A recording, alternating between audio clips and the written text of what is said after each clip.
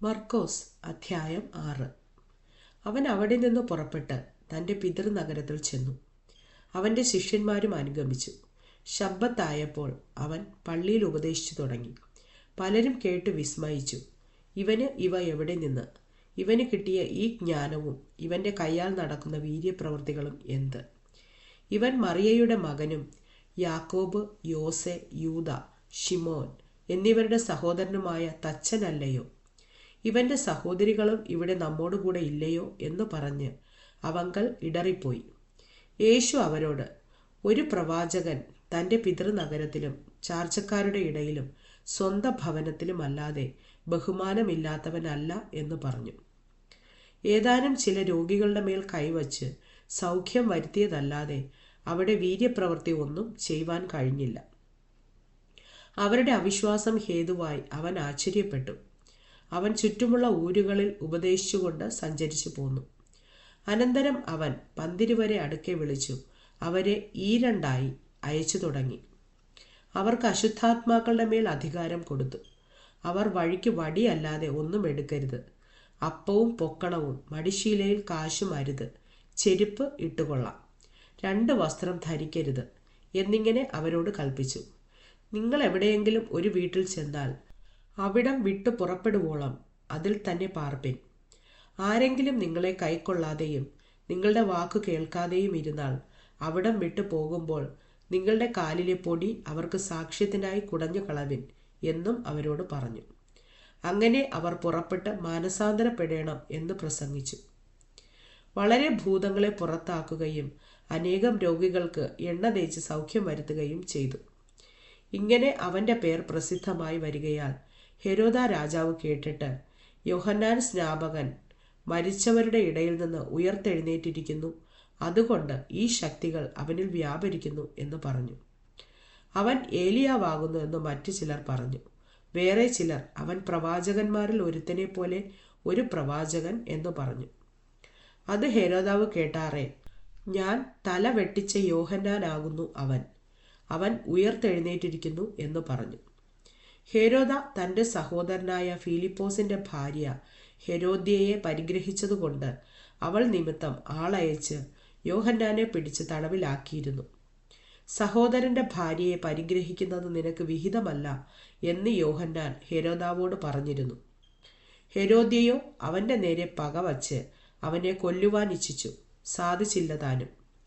യോഹന്നാൻ നീതിയും വിശുദ്ധിയുമുള്ള പുരുഷൻ എന്ന് ഹെരോദാവ് അറിഞ്ഞ് അവനെ ഭയപ്പെടുകയും അവനെ കാത്തുകൊള്ളുകയും ചെയ്തു. അവൻ്റെ വചനം കേട്ടിട്ട് വളരെ കലങ്ങിയെങ്കിലും സന്തോഷത്തോടെ കേട്ടുപോന്നു. എന്നാൽ ഹെരോദാവ് തൻ്റെ ജനനോത്സവത്തിൽ തൻ്റെ മഹത്തുക്കൾക്കും സഹസ്രാധിപന്മാർക്കും ഗലീലയിലെ പ്രമാണികൾക്കും വിരുന്ന് കഴിച്ചപ്പോൾ ഒരു തരം വന്നു. ഹെരോദ്യയുടെ മകൾ അകത്തു ചെന്ന് നൃത്തം ചെയ്ത് ഹെരോദാവിനെയും വിരുന്നുകാരെയും പ്രസാദിപ്പിച്ച സമയം, മനസ്സുള്ളത് എന്തെങ്കിലും എന്നോട് ചോദിച്ചു കൊള്ളുക, നിനക്ക് തരാമെന്ന് രാജാവ് ബാലയോട് പറഞ്ഞു. എന്ത് ചോദിച്ചാലും രാജ്യത്തിൽ പകുതിയോളം ആയാലും നിനക്ക് തരാം എന്ന് സത്യം ചെയ്തു. അവൾ പുറത്തിറങ്ങിയ അമ്മയോട്, ഞാൻ എന്ത് ചോദിക്കണം എന്ന് ചോദിച്ചതിന് യോഹന്നാൻ സ്നാപകന്റെ തല എന്ന് അവൾ പറഞ്ഞു. ഉടനെ അവൾ ബന്ധപ്പെട്ട് രാജാവിൻ്റെ അടുക്കൽ ചെന്ന്, ഇപ്പോൾ തന്നെ യോഹന്നാൻ സ്നാപകന്റെ തല ഒരു തളികയിൽ തരേണം എന്ന് പറഞ്ഞു. രാജാവ് അതിദുഃഖിതനായി എങ്കിലും ആണയെയും വിരുന്നുകാരെയും വിചാരിച്ച് അവളോട് നിഷേധിപ്പാൻ മനസ്സില്ലാഞ്ഞ് ഉടനെ രാജാവ് ഒരു അകമ്പടിയെ അയച്ച് അവൻ്റെ തല കൊണ്ടുവരുവാൻ കൽപ്പിച്ചു. അവൻ പോയി തടവിൽ അവനെ ശിരച്ഛേദം ചെയ്തു. അവൻ്റെ തല ഒരു തളികയിൽ കൊണ്ടുവന്ന് ബാലയ്ക്ക് കൊടുത്തു. ബാല അമ്മയ്ക്ക് കൊടുത്തു. അവൻ്റെ ശിഷ്യന്മാർ അത് കേട്ടിട്ട് വന്ന് അവൻ്റെ ശവമെടുത്ത് ഒരു കല്ലറയിൽ വച്ചു. പിന്നെ അപ്പോസ്തലന്മാർ യേശുവിൻ്റെ അടുക്കൽ വന്നുകൂടി തങ്ങൾ ചെയ്തതും ഉപദേശിച്ചതുമെല്ലാം അറിയിച്ചു. വരുന്നവരും പോകുന്നവരും വളരെ ആയിരുന്നതിനാൽ അവർക്ക് ഭക്ഷിപ്പാൻ പോലും സമയമില്ലായ്ക കൊണ്ട് അവൻ അവരോട്, നിങ്ങൾ ഒരു ഏകാന്ത സ്ഥലത്ത് വേറിട്ട് വന്ന് അല്പം ആശ്വസിച്ചു കൊള്ളുവിൻ എന്ന് പറഞ്ഞു. അങ്ങനെ അവർ പടകിൽ കയറി ഒരു ഏകാന്ത സ്ഥലത്ത് വേറിട്ടു പോയി. അവർ പോകുന്നത് പലരും കണ്ടറിഞ്ഞ് എല്ലാ പട്ടണങ്ങളിൽ നിന്നും കാൽനടയായി അവിടേക്ക് ഓടി അവർക്ക് മുമ്പേ എത്തി. അവൻ പടകിൽ നിന്ന് ഇറങ്ങിയാറെ വലിയ പുരുഷാരത്തെ കണ്ടു. അവർ ഇടയനില്ലാത്ത ആടുകളെപ്പോലെ ആകൊണ്ട് അവരിൽ മനസ്സലിഞ്ഞ് പലതും ഉപദേശിച്ചു തുടങ്ങി. പിന്നെ നേരം നന്നേ വൈകിട്ട് ശിഷ്യന്മാർ അവൻ്റെ അടുക്കൽ വന്നു. ഇത് നിർജ്ജന പ്രദേശമല്ലോ, നേരവും നന്നേ വൈകി. ഭക്ഷിപ്പാനില്ലായ്കയാൽ അവർ ചുറ്റുമുള്ള കുടികളിലും ഊരുകളിലും ചെന്ന് ഭക്ഷിപ്പാൻ വല്ലതും കൊള്ളേണ്ടതിന് അവരെ പറഞ്ഞയക്കണം എന്ന് പറഞ്ഞു. അവൻ അവരോട്, നിങ്ങൾ അവർക്ക് ഭക്ഷിപ്പാൻ കൊടുപ്പിൻ എന്ന് കൽപ്പിച്ചതിന്, ഞങ്ങൾ പോയി 200 വെള്ളിക്കാശിന് അപ്പം കൊണ്ടിട്ട് അവർക്ക് തിന്മാൻ കൊടുക്കയോ എന്ന് അവനോട് പറഞ്ഞു. അവൻ അവരോട്, നിങ്ങൾക്ക് എത്ര അപ്പമുണ്ട്, ചെന്ന് നോക്കുവിൻ എന്ന് പറഞ്ഞു.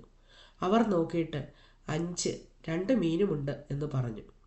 പിന്നെ അവൻ അവരോട് എല്ലാവരെയും പച്ചപ്പുല്ലിൽ പന്തി പന്തിയായി ഇരുത്തുവാൻ കൽപ്പിച്ചു. അവർ 100ഉം 50ഉം വീതം നിരനിരയായി ഇരുന്നു. അവൻ ആ 5 അപ്പവും 2 മീനും എടുത്ത് സ്വർഗത്തേക്ക് നോക്കി വാഴ്ത്തി അപ്പം നുറുക്കി അവർക്ക് വിളമ്പുവാൻ തൻ്റെ ശിഷ്യന്മാർക്ക് കൊടുത്തു. ആ 2 മീനും എല്ലാവർക്കും വിഭാഗിച്ചു കൊടുത്തു. എല്ലാവരും തിന്ന് തൃപ്തരായി. കഷ്ണങ്ങളും മീൻ നുറുക്കും 12 കുട്ട നിറച്ചെടുത്തു. അപ്പം തിന്നവരോ 5000 പുരുഷന്മാരായിരുന്നു.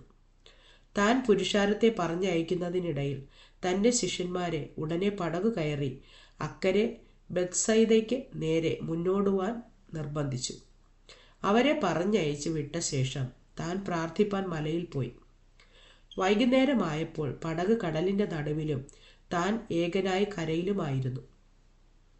കാറ്റ് പ്രതികൂലമാകൊണ്ട് അവർ തണ്ടു വലിച്ചു വലയുന്നത് അവൻ കണ്ട് ഏകദേശം രാത്രി 4-ാം യാമത്തിൽ കടലിന്മേൽ നടന്ന് അവരുടെ അടുക്കൽ ചെന്ന് അവരെ കടന്നു പോകുവാൻ ഭാവിച്ചു. അവൻ കടലിന്മേൽ നടക്കുന്നത് കണ്ടിട്ട് ഭൂതം എന്നവർ നിരൂപിച്ച് നിലവിളിച്ചു. എല്ലാവരും അവനെ കണ്ട് ഭ്രമിച്ചിരുന്നു. ഉടനെ അവൻ അവരോട് സംസാരിച്ചു, ധൈര്യപ്പെടുവിൻ, ഞാൻ തന്നെ ആകുന്നു, ഭയപ്പെടേണ്ട എന്ന് പറഞ്ഞു. പിന്നെ അവൻ അവരുടെ അടുക്കൽ ചെന്ന് പടകിൽ കയറി. കാറ്റമർന്നു. അവർ ഉള്ളിൽ അത്യന്തം ഭ്രമിച്ചാശ്ചര്യപ്പെട്ടു. അവരുടെ ഹൃദയം കടുത്തിരുന്നത് കൊണ്ട് അപ്പത്തിൻ്റെ സംഗതി അവർ ഗ്രഹിച്ചില്ല.